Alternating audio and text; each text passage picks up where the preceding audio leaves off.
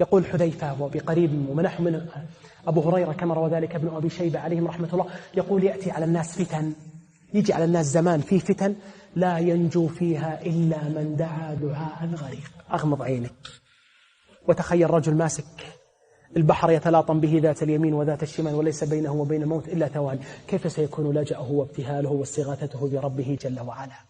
اللهم فاطر السماوات والأرض عالم الغيب والشهادة، أنت تحكم بين عبادك فيما اختلفوا فيه، اهدني لما اختلف فيه من الحق. هذا دعاء من؟ دعاء محمد عليه الصلاة والسلام.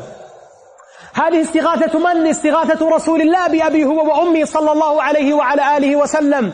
عليك بالصبر. قال النبي صلى الله عليه وعلى آله وسلم: ما أعطي ابن آدم عطاء خيرا وأوسع من الصبر. قال الله جل وعلا: إنه من يتقي ويصبر فإن الله لا يضيع أجر المحسنين. فاصبر إن وعد الله حق، واصبر وما صبرك إلا بالله، فاصبر كما صبر أولو العزم من الرسل. إنها وصية لمحمد صلى الله على محمد، والله يقول لنا: لقد كان لكم في رسول الله أسوة حسنة. والله من قل صبره كثر حتفه وخطأه وزلله، وربما كثر شططه وظلمه، والله المستعان. ثالثا: عليك بأهل العلم والفضل والمكانة والقدر، فإن البركة في ظلهم والتوفيق في السماع لكلامهم وحديثهم، فإن هؤلاء إذا كانوا أهل علم وفضل وصدق وإخلاص وحب لله يتفوهون بما جاء في كتاب الله وسنة النبي صلى الله عليه وعلى آله وسلم.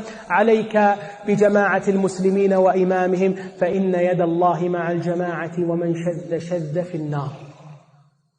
أخيرا، أدمن النظر في هدي السلف، وكرر وانظر وتدبر في طرق